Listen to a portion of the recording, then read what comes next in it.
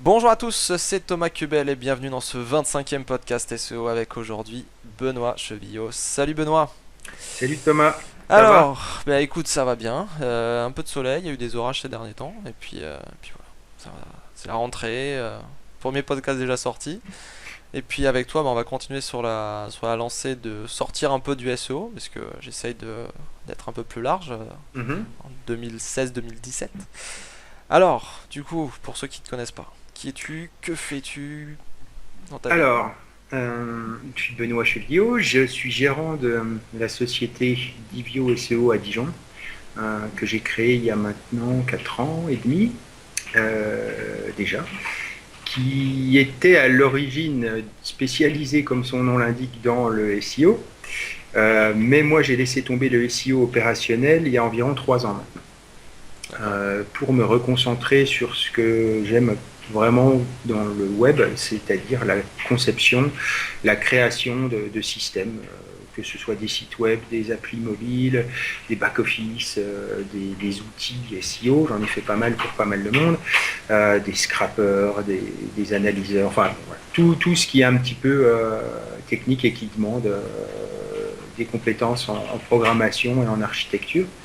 Voilà, donc maintenant, avant tout ça, j'ai eu un parcours assez atypique, mais bon, je ne vais pas remonter jusqu'à ma naissance. Parce que, Alors, peut-être pas quand même. Après, je sais pas, t'as une formation quoi, plutôt technique, je suppose, du coup? oui et non. Je suis allé jusqu'à un bac électronique à l'époque, c'était F2. Ensuite, j'ai fait 3 ans d'études là-dedans, mais bon, j'ai arrêté, je suis devenu éducateur. Donc, rien à voir, alors rien à voir, pendant 4 ans. Et après, j'ai replongé dans la technique via le dispositif Emploi Jeune, euh, où à l'époque je faisais des CD-ROM avec, pour ceux qui le connaissent, Macromedia, Euh, ouais, Shockwave, même pas Flash, hein, c'était Shockwave. Ah, on faisait des trucs sympas, hein, Il y c'était avait bien. pas mal de jeux hein, avec Shockwave. C'est ça, c'est ça. Et donc moi j'ai plongé dans la programmation à cette époque-là. Et ensuite, homme à tout faire dans une boîte d'informatique il y a une dizaine d'années maintenant, où je faisais déjà à l'époque du mass mailing, coup de millions d'emails, des choses comme ça. Donc je m'occupais aussi du parc informatique où on mettait en place les landing pages, les process de, de follow-up pour relancer les clients et tout ça. Et donc tout ça, moi j'ai fait ça au début, il y a 10 ans, enfin pas au début, il y avait déjà des précurseurs avant, mais donc c'est rigolo parce que maintenant je peux conseiller tout ça à mes clients, c'est des atouts que j'ai en parallèle de mes compétences SEO et développement. Voilà. Le web n'a que 25 ans, hein. C'est ça, c'est ça. Ouais, il y a 25 ans, il n'y avait pas de follow-up. C'est sûr. Il y a de quoi faire. Quand je vois Ouais, qu'est-ce qu'on a fait en 25 ans, je me dis putain, si on rajoute 25, qu'est-ce qu'on va avoir? c'est clair. Et puis donc, ben, maintenant, ouais, spécialisé dans le développement de sites à forte valeur ajoutée, on va dire. On ne se bat plus chez nous sur les sites vitrines et les choses comme ça, Ouais, parce que c'est des il y a trucs vraiment spécialisés, quoi. voilà, quand les gens viennent généralement les gens viennent nous chercher quand soit ils se sont cassés les dents avec une agence précédente, soit parce que personne ne veut répondre à leurs demandes. Voilà. Et D'accord. nous, on dit jamais non. Et donc, de manière plus générale, tu bosses surtout sur quoi? Comme thématique, ou je sais pas, comme Alors, fonctionnalité par exemple. on a deux gros secteurs d'activité, on va dire. Le premier qui est du récurrent, c'est tout simplement de la maintenance de sites e-commerce.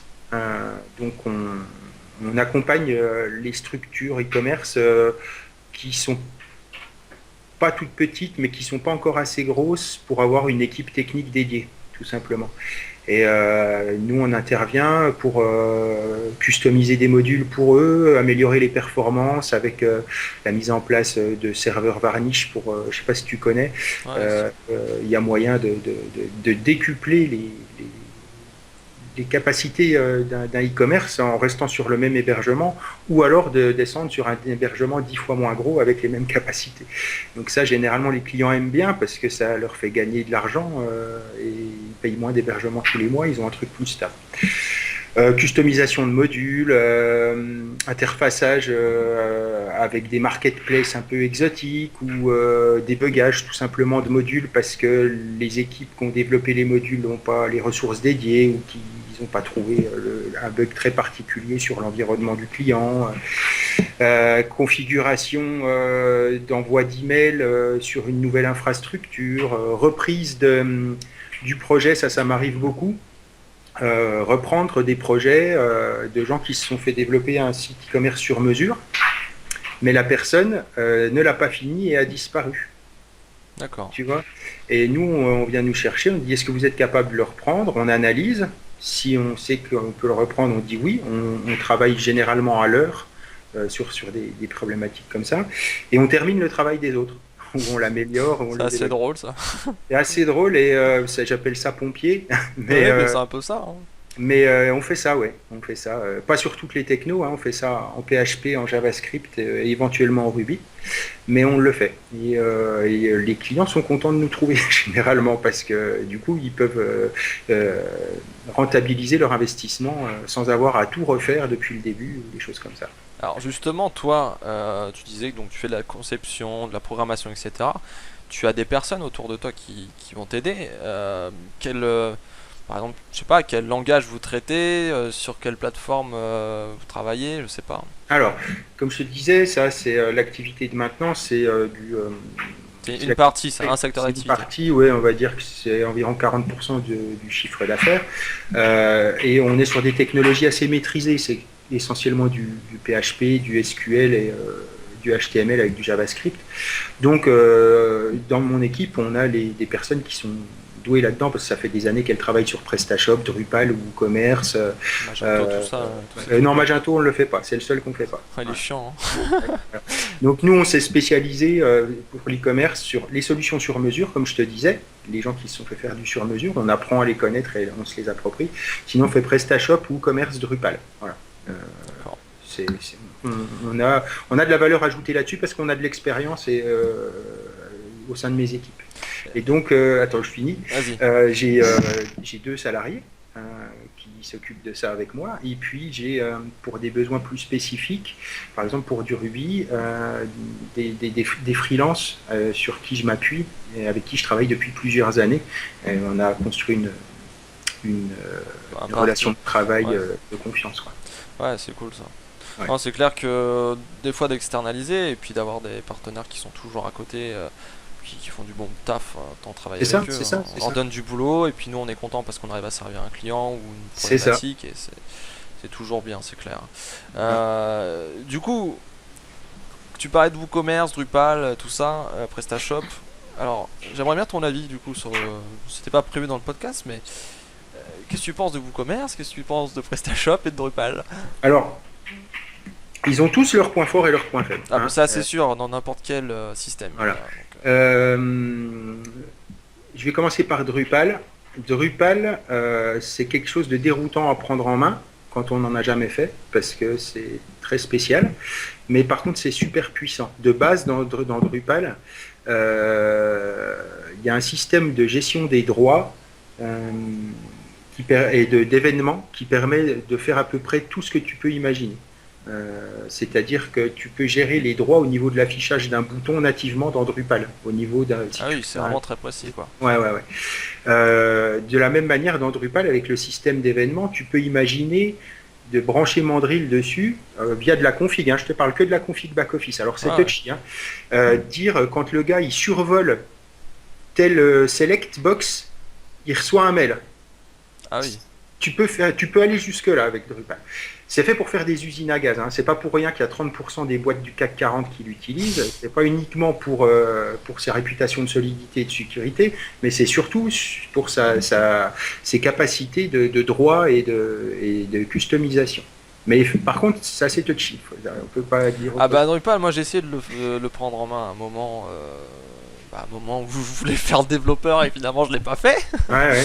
Et Drupal, j'avais déjà touché à Symfony 2, je crois à Ouais, l'époque, ouais, c'était le 2 qui était sorti, il y avait le 1 et ouais, 4, mais ouais, Symfony 2 déjà j'avais eu du mal, et honnêtement j'arrivais pas à faire grand chose. Et puis ouais. Drupal, quand je l'ai vu, bon je me suis dit bon, il y a des trucs ça va, mais il y a d'autres trucs. Voilà. Après, le point faible de Drupal, c'est sa prise en main, et puis sa documentation et sa communauté qui sont quand même un petit peu. Alors, j'espère que les gens qui sont Drupalistes m'en voudront pas en écoutant ce que je dis là, mais ouais, c'est pas, c'est quand même beaucoup moins convivial que la communauté WordPress pour avoir des réponses, quoi.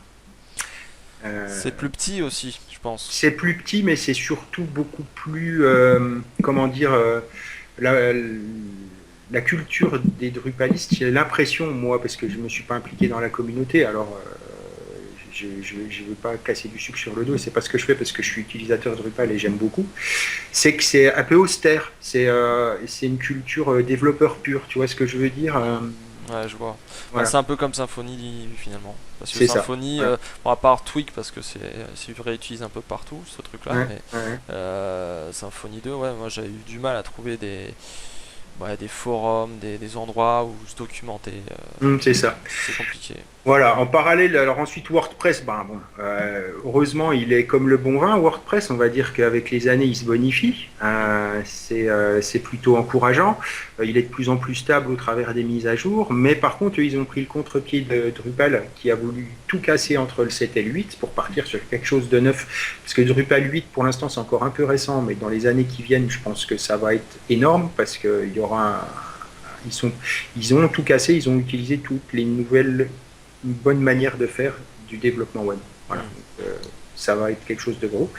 WordPress, ils ont pris le parti inverse. Ils ont laissé la compatibilité ascendante, donc le bordel ascendant aussi. Ouais. Voilà. Bon, en même temps, WordPress, ça a des avantages et des inconvénients aussi, quoi, hein. Le principal avantage de WordPress, c'est son taux d'adoption. Et puis c'est facile, Tu, plus qu'en 5 minutes, c'est installé. c'est ça. Ils ont créé Plugin. un écosystème de plugins et une interface, faut bien le dire, super intuitive et efficace, quoi. Alors, le système de plugins de Drupal est aussi efficace que celui de WordPress. Par contre, là où il y a une différence, c'est que, alors, il y a des exceptions toujours, on est d'accord, mais c'est que sur Drupal, tu ne serres pas trop les fesses en ajoutant un plugin plus un autre plugin. Il y a très peu d'effets de bord avec des Ah, il plugins. n'y a pas de conflit. C'est très rare. Il y en a, D'accord. mais c'est très rare. Sur WordPress, moi, je serre toujours un peu les fesses Oui. quand je fais ça, quoi. Au Voilà. mieux, oui, effectivement, c'est un peu la misère derrière. Voilà, donc ça, c'est le point faible de WordPress, à mon sens. Et pour finir, PrestaShop, on va pas tous les faire, mais PrestaShop, moi ça m'intéresse parce que j'entends tout. On dit Euh, PrestaShop, beaucoup disent Moi, j'aime PrestaShop. beaucoup, honnêtement, j'aime beaucoup PrestaShop. Je n'ai pas grand-chose à lui dire, si ce n'est jusqu'à la version 1.6.0, son manque de performance. Mhm. Mais paraît-il que c'est complètement réglé dans la 1.7. J'ai pas encore testé.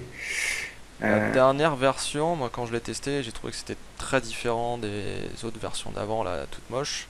Et le seul truc que j'ai à reprocher, c'est tu sais ce système de calque qui est pas très compréhensible, je trouve. Moi, Mais je trouve une fois qu'on l'adapte, qu'on comprend comment ça marche, ça va. Mais je trouve qu'il y a toujours des couches, des appellations, ouais, ouais. enfin c'est un peu chiant quoi. Et moi, je trouve qu'au point de vue choix d'architecture pour le développement, ça a été bien pensé. Le système des overrides, des modules, des thèmes et tout ça, des classes et des contrôleurs, c'est top. On peut vraiment customiser le truc sans foutre le bordel. Par contre, moi je trouve qu'il y a un gros souci d'ergonomie, c'est dans le back-office en tant qu'utilisateur. Et En même surtout temps, t'as pour déjà vu un comprendre. e-commerce qui est à peu près bien? Non, mais est-ce que tu as déjà essayé de savoir à quel hook était attaché un module dans PrestaShop? Du tout. Eh ben, essaye. Je regarderai à Il n'y a l'occasion, pas mais de je fais vraiment moyen, plus de développement, donc il faut que y a je m'en pas remette de dedans. moyen très simple, quoi. D'accord, ok. Bon, c'est étonnant. Ok, très bien. Et bon, du coup, si on retourne sur WordPress, parce que finalement, ces derniers temps, on entend parler de Bombix for WordPress, et on entend parler de surtout Your Text Guru. Bon, c'est pas du WordPress, mais c'est une application qui est de plus en plus utilisée, que moi-même j'ai utilisé. Alors Bombix déjà, où ça en est? Qu'est-ce que vous avez fait? Alors, tiens, bah justement, juste avant de démarrer notre discussion, j'étais en train de travailler sur les maquettes de la nouvelle interface. Parce que Bombix, à la base, c'était une idée jetée sur le papier avec Laurent. Et puis, Glenn, qui travaille avec moi ici, s'est attelé au développement avec mes spécifications et Laurent en supervision. Et puis, on a exploré différentes pistes. Donc, au début, Bombix, il y avait quelques bugs qui ont été réglés au fur et à mesure du temps. On a apporté beaucoup d'améliorations, parmi les plus récentes, parce qu'effectivement, je sais qu'on a un problème là-dessus, on ne communique pas trop sur les mises à jour. Mais une des plus importantes est que maintenant, on peut exporter la structure existante d'un WordPress sous forme d'un mind map, le réorganiser en drag and drop dans son outil de mind map, le réimporter dans Bombix. Puis ça accède tout bien. Il s'occupe de tout réorganiser, de faire les redirections et de garder la bonne hiérarchie. En gros, la technique, c'est on vire les postes, on les transforme en pages et on fait une bonne structure. Ça, c'est clair que c'est utile. Parce que c'est vrai qu'il y a beaucoup de sites où souvent ils sont partis, ils ont essayé. Moi, souvent ce que je vois, ils me disent: ah, j'ai suivi la formation de Laurent sur le cocon sémantique, j'ai voulu faire un cocon, machin, tout ça. Puis on regarde, puis non, il y a eu. Là, il n'y a pas eu d'étude des personas, c'est mal organisé, c'est le bordel quoi. Donc ça. Là, hop, tu vires tout, tu réorganises, tu refais un peu tes contenus, tout ça, hop, tu le remets. C'est ça. Et donc, on a implémenté au cours de l'année une passerelle vers 1.fr qui permet de faire une analyse sémantique de tes textes. Donc, c'est intéressant pour savoir comment optimiser tes textes existants. Et là, on est en train de faire une passerelle vers Your Text Guru, justement, pour pouvoir... alors, le concept est simple. Tu crées ton mind map, tu donnes les titres de chacune de tes pages, tu importes le mind map dans Bombix, il dialogue avec Your Text Guru, tu récupères le mind map avec tes guides rédactionnels dedans, tu files ça à un rédacteur, il te rend le mind map avec les textes, tu l'importes dans Bombix, ton site est fini. Voilà, ça c'est le concept. Ouais. Ça donc, c'est puissant puisque ça permet vraiment de rédiger voilà, en temps réel quoi. Le truc il arrive, on n'a pas besoin d'aller dans un outil ensuite le faire ou envoyer les PDF machin, enfin c'est chiant quoi. Donc on a géré aussi dans Bombix la compatibilité Xmind cette année. Alors FreeMind, Xmind, lequel on utilise, malheureusement ils ont leur Moi j'utilise Koggle, alors je vais te dire. Ils ont leurs avantages et leurs inconvénients. Moi je privilégie toujours FreeMind parce qu'il permet de pouvoir mettre du HTML pur et dur dans les notes, et Xmind il est très limitatif là-dessus, et si on ne peut pas utiliser les HN dans le contenu des pages, c'est pas top quand même. Donc voilà pour les optis. Il y a eu beaucoup de boulot fait cette année, et il y en aura encore qui arrivent avec quelque chose qu'on a alors la première, ça va être la prochaine grosse évolution, ça va être la nouvelle interface avec l'intégration Your Text Guru qui arrive sous peu là pour l'anniversaire des 1 an de Bombix. Et puis derrière, il y a une idée que je ne peux pas encore trop révéler, mais qui va permettre éventuellement de se passer complètement d'un outil de mind map. D'accord. Ok. Voilà. Bon, on attendra cette révélation. Voilà. Et du coup, alors, si tu parlais de Your Text Guru, justement, ça en est où? Parce que là aussi, tu es avec 5 personnes. Alors, oui, avec Frédéric Bobet, Guillaume et Sylvain Perronnet. Il n'y en a pas un 5e? Non. Il y a quelqu'un qui était à l'initiative alors? Non, on est 4. On a toujours été 4. 4, j'ai l'impression qu'il y avait un 5e. Non. Et donc, on a sorti l'outil il y a bientôt 1 an aussi déjà. Je sais plus. Your Text Guru non, ça fait pas un an. Ah non, c'était avant l'été. Ouais. C'était avant l'été, début d'année. Alors là, par contre, t'as peut-être commencé le développement il y a, il y a plus d'1 an. C'est ça. Alors là aussi, on a fait beaucoup d'améliorations parce que nous, la philosophie du Your Text Guru, c'est de fonctionner avec le moins d'infrastructures possible. Et on a sérieusement amélioré au cours de l'été les résultats, la qualité des résultats. Je sais qu'il y a quelques clients qui étaient déçus parce qu'ils trouvaient les résultats pas pertinents. Enfin, c'est pas qu'ils étaient pertinents, mais qu'il y avait pas mal de déchets de scories, parasites. Et on a réussi à les éjecter quasiment tous et on est encore en train d'améliorer le rendu. On a aussi introduit ce qu'on appelle le mode patate. Que Guillaume a déjà introduit dans son podcast. C'est ça, voilà, qui est fonctionnel. Et donc, on a. Je peux dire qu'une chose, c'est retester-le. Regardez les exemples que Fred Bobet, DOEURF, DOEURF, poste sur Twitter régulièrement. C'est très, très, très, très propre et on a des choses qui sont réellement utiles pour aider à la réaction. Et j'encourage moi aussi les gens à réessayer parce que j'étais l'un de ces clients qui avait du mal avec ce mode génératif là qui génère des phrases, oui. Enfin, c'est pas vraiment des phrases, c'est des éléments de phrases. Voilà, des éléments de phrases et on doit construire son texte. Alors j'ai toujours un peu de mal à appréhender la rédaction avec ce genre de choses, mais par contre le mode patate, c'est vrai que c'est super. Moi, SEO, j'ai plus de facilité avec ce truc. Et le mode normal, classique si on peut dire, il y a vraiment beaucoup moins de parasites, quoi. Alors il y a toujours des entités qui viennent Alors la prochaine grosse amélioration... il y avait déjà une alerte sur ça. C'est ça. La prochaine grosse amélioration qui arrive dans les semaines qui viennent va être justement le même niveau d'amélioration que tu as vu, mais concernant les entités. D'accord. Ok, voilà. Ouais, donc ça va faire le tri, quoi. Donc je serai plus sur la requête consultant SEO. Voilà. Tu sais qu'il y en a qui m'envoient sur Skype, pourquoi tu es dedans? Pourquoi? C'est parce que effectivement au niveau du filtre des entités nommées, je peux pas donner la recette du café. Non, ne donne pas. Mais c'est étrange. Moi je sais pourquoi certains noms. Et pourquoi pas d'autres? Et pourquoi moi surtout? Enfin, je suis pas là depuis non plus 10 ans. Ça rejoint la prochaine mise à jour qu'on va faire aussi, qui va être cet automne, de proposer l'anglais. Ça c'est bien. Ça c'est bien, et je pense que d'ailleurs il y a un gros marché à prendre là-dedans, parce que moi par exemple, dès que j'ai un site international ou un site qui veut juste traduire en anglais, parce que l'anglais c'est parlé quasiment partout. C'est clair que quand tu vas utiliser des outils comme Moz, comme SEMrush, tout ça, en sémantique ou en analyse de contenu, tout ça, c'est quand même assez limité. On reste encore sur les basiques d'autrefois et ça manque. Moi, ça manque. Oui, d'ailleurs, j'arrête pas de leur recommander de bouger un petit peu ces lignes-là parce que donc moi, j'ai besoin de travailler avec. Les prochaines grosses évolutions, ce sera la même amélioration de qualité sur les entités nommé, et l'anglais. L'anglais, ça devrait être un peu plus simple. C'est une langue qui est plus simple quand même, non? Pas forcément sur les entités, non. Et c'est le boulot justement qu'on fait sur les entités. Malheureusement, il n'y a pas. C'est comme ça, quoi. C'est le même problème partout, quoi. Sur les textes, étant donné qu'on a déjà résolu tous les problèmes en français, on n'a pas de barrière pour l'anglais, effectivement. Ouais, c'est sûr. Ok. Voilà. Et du coup, il y a un truc dont j'ai pas parlé juste avant, c'était le deuxième axe de... Je sais pas si tu veux qu'on en parle ou pas. Je t'en prie, vas-y. Ouais.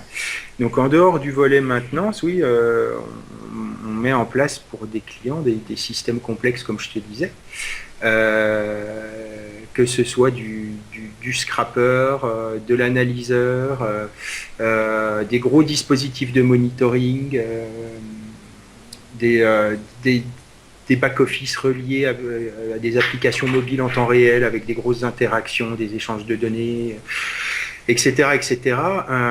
Ça, on sait faire, on est bon là-dedans, on a une expérience de plusieurs années et plusieurs très gros projets à notre actif.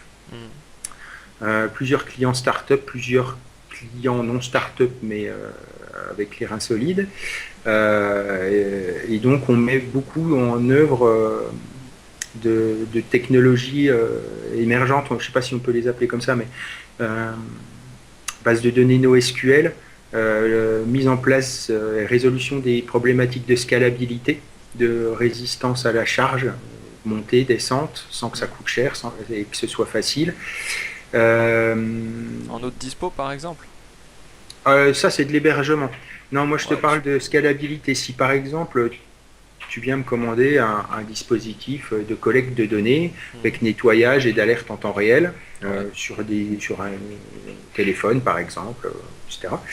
Je te mets ça en place, je te mets l'architecture qui va bien, mais basée sur une petite infra, des petites briques, en fait, qui te permettent, toi, d'accompagner ta croissance simplement en rajoutant des briques. D'accord. Ok. Ouais, donc oui, ce que tu me disais avant le podcast, toutes les problématiques de crise de croissance, des choses comme ça, tu peux les résoudre comme ça, quoi. C'est ça, ton infrastructure, tu n'es pas obligé d'investir dans un truc qui te coûte 10 000 euros par mois dès le début. Tu commences à 100 euros et puis tu rajoutes des hébergements à 100 euros, même moins, hein, sur plein d'infras ça fonctionne, en fonction de la demande. Et ça peut même être complètement automatisé, c'est-à-dire que tu peux le scripter et que dès que tu sens que la demande sature ton dispositif actuel, T'en mets crée un autre, en fait. commande automatiquement d'autres nœuds à ton système pour qu'il fonctionne. Voilà. Et ça me fait penser à un truc, bon, c'est plus du côté hébergement, mais c'est une aide aussi à tout ce qui est développement, tout ça. Docker, tu vois ce que c'est? Alors, oui, je vois ce que c'est, on l'utilise, et j'ai même quelqu'un chez moi, Glenn, qui l'utilise beaucoup, Ouais. et c'est ultra pratique. Moi, j'ai mis du temps à m'y mettre, et puis il m'a convaincu. Effectivement, quand tu veux tester quelque chose, avec ta Docker d'installer, bah, ça prend 3 minutes de tester le truc, quoi. Alors qu'avant, il fallait 1 heure et demie de galère pour installer, quoi. Bah, moi, ouais, c'est ce que j'ai remarqué aussi, c'est que en lisant les docs, bon, je l'utilise pas, parce que je fais plus de dev ni rien, mais les infogérants, tous ceux qui font de la haute dispo, les hébergeurs, tout ça, se mettent de plus en plus à, disons, proposer Docker et essayer de sensibiliser tous ceux qui développent, tous ceux qui font des applications, etc. pour en fait avoir le même environnement sur ta machine, mais le même C'est ça, environnement ailleurs. Et c'est ça. c'est vrai que quand tu fais déployer ton Docker, c'est vraiment, voilà, comme c'est d'ailleurs pour ça que ça s'appelle Docker, un espèce de container où tu mets tout dedans, et c'est comme si tout était lié et ça sortait pas du Docker et C'est il y ça. avait rien qui interférait, quoi. Nous, on utilise beaucoup de technos qui sont, on va dire, les technos un peu parentes de Docker. On a virtualisé l'intégralité de nos infrastructures. À l'heure actuelle, maintenant, j'utilise plus de serveurs dédiés purs depuis longtemps. Il y a encore quelques cas d'utilisation où je pourrais voir une utilité, notamment sur des utilisations intenses de MySQL, mais en dehors de ça, ça n'a plus d'intérêt. Et puis, quand tu virtualises tout, tu fais des snapshots toutes les nuits, puis en cas de problème, tu remontes ton snapshot, quoi. C'est clair. Et encore hier, j'ai fait une connerie, j'ai remonté le snapshot, ça a pris 10 minutes, pas de souci, quoi. Et t'es super agile et tu dors mieux, hein. Ah bah c'est sûr, c'est sûr. Ah mais ça c'est terrible. Mais même d'ailleurs même en SEO, hein, même quand tu fais pas d'opérationnel et que tu fais que du conseil et des trucs comme ça. Je crois que le problème de dodo c'est compliqué. Il faut toujours ça. trouver des systèmes pour essayer de dormir et C'est les ça. clients ils font pas chier, quoi. C'est Là, je ça. voyais encore les mises à jour là de début septembre et puis bon Ah, j'ai vu ces que ça, derniers jours. ça a beaucoup bougé, hein. Ouais, bah justement après le podcast, bon j'ai commencé, je vais le dire mais j'ai oublié que j'enregistrais, je suis bête. J'ai rendez-vous avec Fabien Barry, c'est Monitorank, Mhm. pour discuter d'une solution pour comment dire, essayer de capter un peu plus précisément sur quoi ça agit en fait, toutes ces mises à jour. Mais j'ai peut-être trouvé une petite solution, de prendre le problème à l'envers. Maintenant, bon, ça reste expérimental, on verra ce que ça donne, quoi. C'est toujours pareil. Mais c'est vrai que ça communique de moins en moins, j'ai l'impression. Bah, t'as lu l'interview de Sylvain Perronnet Oui, au sur journal Vinette? Oui, bah, je lui en ai parlé justement sur Twitter. Bah, justement, son approche explicative du truc, c'est que bah, ils communiquent plus parce qu'ils savent plus ce qui se Mais passe. bien sûr, mais ça c'est. Enfin, moi quand j'ai lu ça, honnêtement, j'étais pas plus étonné que ça. Bon, si le fait que ça soit Sylvain, qu'il travaille chez Quant, etc., c'est vrai que ça donne de la crédibilité au truc, mais en soi, ça m'étonne pas plus que ça. Quand j'ai lu l'article, je me suis dit, ils vont dans un truc, enfin dans un système qui apprend tout seul. C'est ça. Qui va faire sa vie finalement. Et c'est Mm. une intelligence artificielle derrière qui serait. Alors pas l'intelligence de malade non plus, hein, mais bon, mine de rien, à force, le moteur il va s'améliorer. Et peut-être dans 10 ans, il saura converser avec toi sans problème. Tu prends le Google Assistant là, le truc qu'ils ont annoncé il y a pas longtemps, où le truc tu le poses chez toi, un peu comme l'Amazon, je sais plus comment il s'appelle, une espèce d'enceinte là. Et Ouais. tu vas pouvoir lui demander des choses et il va le faire à ta place. Je me dis, c'est pas pour rien s'il l'appelle ça l'assistant, c'est qu'au bout d'un moment, ça sera comme ton bras droit le truc, hein. C'est ça. Donc, d'un moment, il va apprendre, et puis, qu'est-ce que tu veux? Mm. Personne, ça sera avec toi qu'il aura une histoire d'amour, tu vois. C'est ça. Bon, je vois qu'on a presque dépassé la demi-heure là, et tu as une annonce. Ou plutôt, on a un invité déjà à Ouais, faire ouais. venir. Un invité à faire venir et puis on va parler d'un autre projet que j'ai depuis 4 ans maintenant C'est ça. et qui concerne sa 5e édition, hein, ça concerne le Tekken SEO. Voilà. Donc Du on coup, va on va inviter, et on va faire une petite transition. Donc, on se retrouve tout de suite pour la fin du podcast en beauté, puisque une très belle annonce. Et vous allez voir que ça vaut le coup d'écouter, hein, vraiment. Allez, à tout de suite. à tout de suite. Bon, on se retrouve après une bonne partie avec Benoît et maintenant avec un invité, Patrick Charrière. Salut Patrick. Salut. Alors Patrick, tu viens parce que avec Benoît, vous avez une annonce à faire. On en a un petit peu parlé juste avant avec justement Benoît. Et Benoît, je te laisse faire la transition. Votre Oui, ok. annonce. Et salut Patrick, donc l'annonce c'est que l'année prochaine on va profiter de Genève pour mutualiser les événements Tekken SEO et Performance Web parce que on a une synergie et on a un projet et une vision commune des choses avec l'équipe autour de Patrick.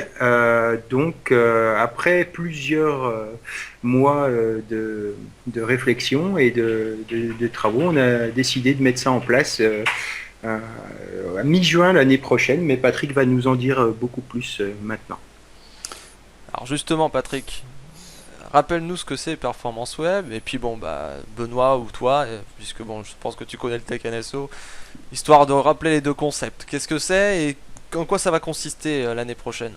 Alors, juste pour. Alors, déjà, merci pour l'invitation. Effectivement, juste pour l'historique, à la base, Performance Web, c'est l'ancien SEO Camp Genève qu'on a transformé en Performance Web pour le rendre un peu plus moins SEO et beaucoup plus orienté sur la performance sur Internet. Et puis, on a fait la première édition cette année qui était une très bonne édition. On a eu plus de 300 personnes, très, très, très contents du résultat et des retours, surtout qui étaient extrêmement positifs.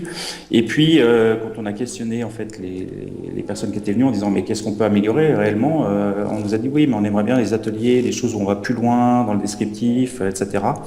Et on s'est dit bon, on pourrait faire ça. Est-ce qu'on fait un événement sur 2 jours? Après, faire un événement sur 2 jours quand on est totalement bénévole, c'est un petit peu difficile.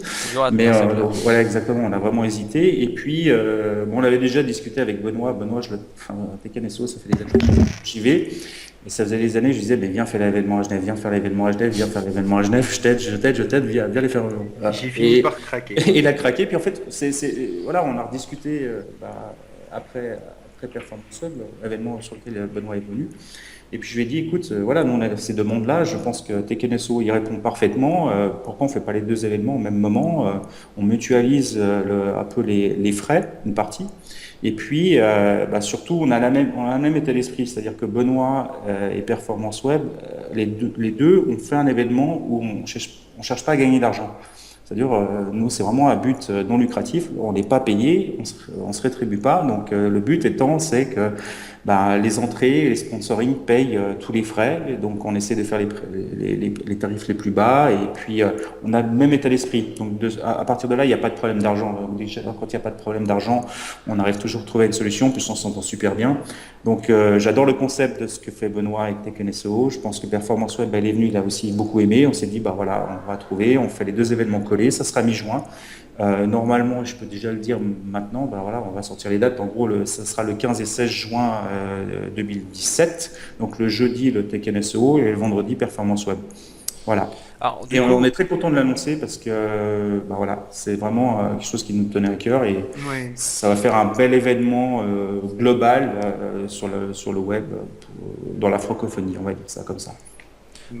Il est clair que de toute manière, quand on a des conférences, bon, on est assis sur notre siège, tout ça, on papote un petit peu avec le bar à côté, mais c'est clair que les ateliers, ça permet que ça rentre dans la tête, ça permet de rencontrer aussi des personnes qui parfois ont des techniques autres que nous, des choses comme ça, et C'est toujours ce qui manque. On a soit l'un, soit l'autre. Il faut trouver le bon équilibre et c'est pas facile. Mais là, le fait de le faire sur 2 jours, ça peut être vraiment intéressant.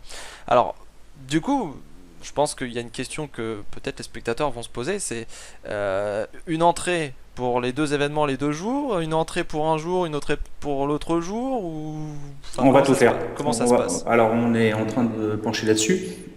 On va avoir 3 entrées différentes, effectivement. Le tarif pour les 2 jours, il y a un tarif pour des journées séparées. Pourquoi? Parce qu'en fait, on n'a pas forcément les mêmes publics. Le public Tekken SEO est quand même très technique, c'est-à-dire que ce sont les gens du métier, vraiment qui sont assez au taquet, qui veulent aller plus loin. Et le public performance web, il y a une partie du même public et une partie on a des chefs d'entreprise, on a des responsables de communication, des responsables de publicité, des responsables de médias, on a des responsables marketing. Donc ce ne sont pas des gens qui sont forcément intéressés par suivre les ateliers. Donc on aura 2 types de publics et c'est pour ça qu'on veut répondre en fait à ces 2 demandes. Et puis, on fera certainement aussi un tarif pour ceux qui veulent venir aux soirées after, les fameuses soirées after, pour ceux qui connaissent. L'after improvisé, tout Ouais, non, ça. c'est pas improvisé, mais C'est une composante essentielle de Tekken SEO, hein, donc voilà. effectivement. Et aussi, et on sait que il y a beaucoup de choses parce qu'il y a beaucoup de choses qui se discutent pendant les conférences, mais le vrai networking, les vraies discussions se font derrière et puis et c'est là qu'on rencontre vraiment les gens. Donc on va organiser des repas, des afters, etc. Donc les gens auront le choix de prendre ce qu'ils veulent, soit juste la journée plus le repas ou 2 journées et les repas. On va faire ça de manière extrêmement le plus souple possible. Et alors on est en train de plancher encore sur les tarifs parce qu'effectivement Genève n'est pas Dijon.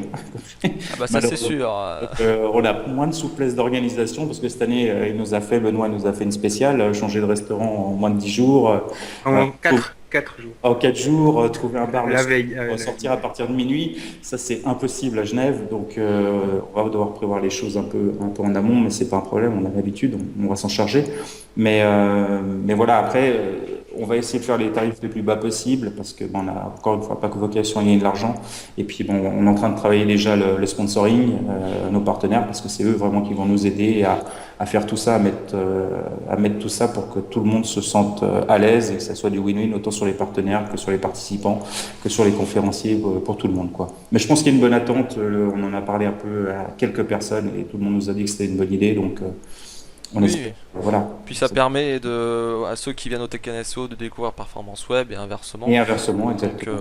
Et C'est ça évident. permet à ceux qui pouvaient pas faire les deux pour des raisons de planning ou de budget de pouvoir faire les deux.